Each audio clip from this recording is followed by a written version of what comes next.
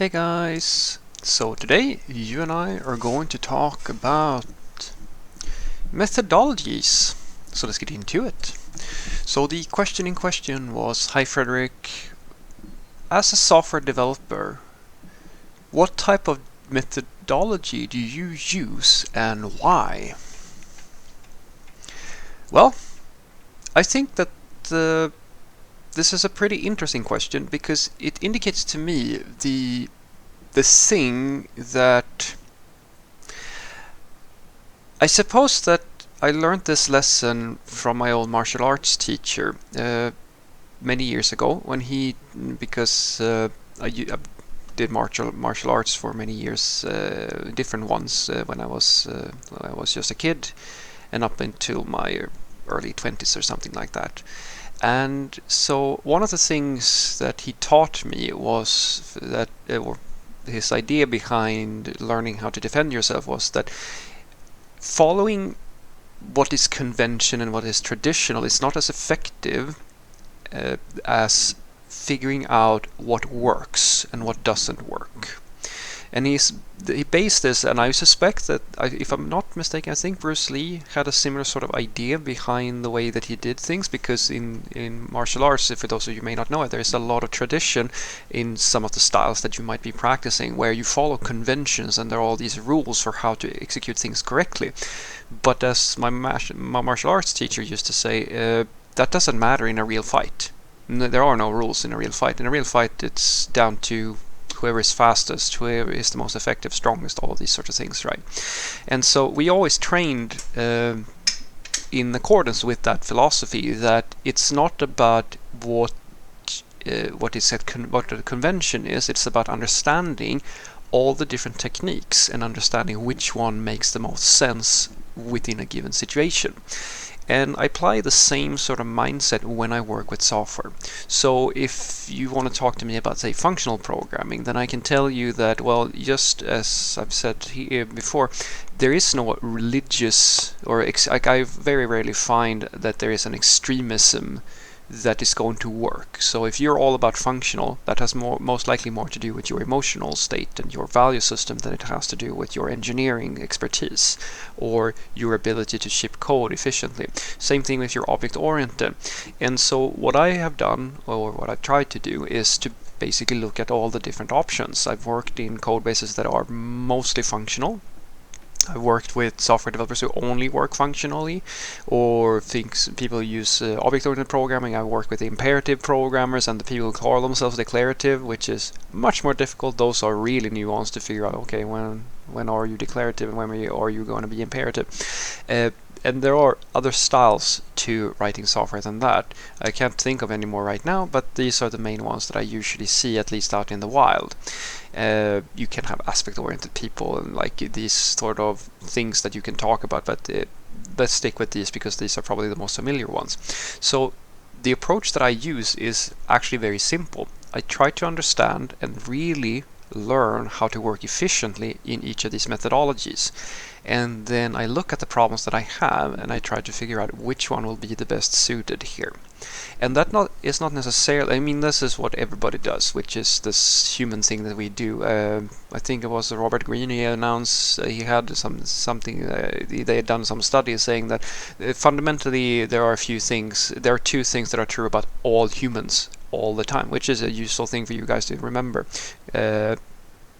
Every single person on this planet thinks that they inherently are a good person in one way or another, like they are redeemable, if that makes sense.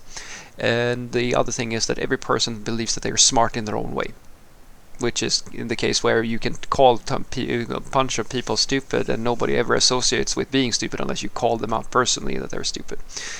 And the same thing goes here. When you have I say that I just use the thing that is most efficient for the time, for the moment, it's sort of like if you ask the functional person who just does functional, well, they're going to truly believe that that is the case, that they are using the most efficient way, because they might not know anymore. Anyway, if every problem is a nail, then if you only have a hammer, every problem is a nail. And it's the same thing with object-oriented or different styles of working, right? And so to try to break that a little bit, using different patterns and trying to figure out which one is going to work and what makes one thing easier and what makes one thing harder is the way that I've gone about this. And so for me, when I start working on a problem, I don't really think so much about if this is going to be an object-oriented problem or if it's going to be a functional or whatever. I try to think about what is going to create the most efficient solution for this given situation. And in some cases, it's not just about efficiency, it is about the simplicity of the thing.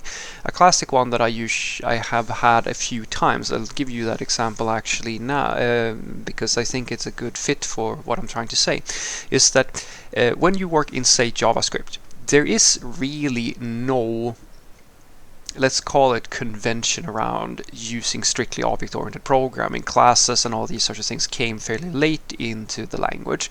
It's much more common that it's a little bit like the Wild West, as I like to say. People use a mix of functional, where they pass lambdas, or just use functions for everything, or they use modules in order to, and so they mix declarative with functional, but there's very little in terms of pure object orientation, encapsulation, and all of this polymorphism that you might know and love from other languages, or hate, I don't know.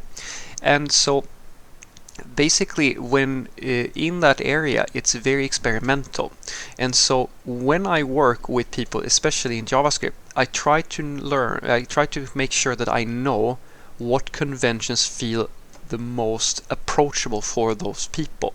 It's the same thing that I do when, say, I work with Java people. Even if I know a really nice functional way of doing things in, say, in a feature, but I know that in Java that might not be something that people feel that is that approachable. So if I can solve it in an object-oriented programming, OOP style in that context, I will try to solve it in an OOP style in that context, because it fits better within the overall structure of what I'm trying to do. So I'm not breaking the overall style of working just so that I can use a specific methodology. I try to adapt the solution to the context. And so, say in JavaScript, there's a lot of room for experimentation here, but I also I've learned enough about the community and the people that I work with. I take the time to understand my coworkers and so forth, so that I can find a way, and sometimes I might not be able to do it in a nicer way, where education comes in, which we're going to talk about as well. And so I present a solution that might be new to them, but is a very established pattern that will work, that I have learned from some other style of doing. So as with, say, JavaScript, one of the things that a lot of JavaScript people will do is that when they create network calls, they will simply use an access call or fetch function or something like that, and arbitrarily in many different arbitrary places within the code base, because most JavaScript developers have no real knowledge of patterns that might be outside of their community, and there is no real style related to making something like an API client. And that's a pattern that I know from the object-oriented style of working. It doesn't have to be OOP. Like I've actually done a presentation or two about how to do to remove a lot of the issues with object-oriented programming, that style, and like the problems with, you know, objects depending on each other, and just use a simpler approach which is more functional in JavaScript. I usually don't apply it in production code, simply because, as I said, it's less digestible to most developers if I do that, unless I take the time to educate them. But when it comes to doing something simple as creating a class that knows that, you know, it takes in a bunch of dependencies like API keys or URLs or whatever it might be doing, right? And then it just have method calls, just as like a repo instance or a DAO in a backend language. All it does is that it knows how to fetch data from some external place and get back to you, and creating that nice bottom layer of data fetching for the application. I usually do something like that, even though it is an object-oriented thing. You don't have to, as I said, but usually I make it just as a class that people can instantiate, and then you take a little bit of time to just sort of showcase to some of the JavaScript developers who may not be so familiar with that pattern, and show them how this works. They usually very quickly understand inherently how this should work, and then this scales fairly well to the rest of the application, and removes this problem that we, you know, with a lot of issues with duplications and inconsistency between how we fetch data across the code base.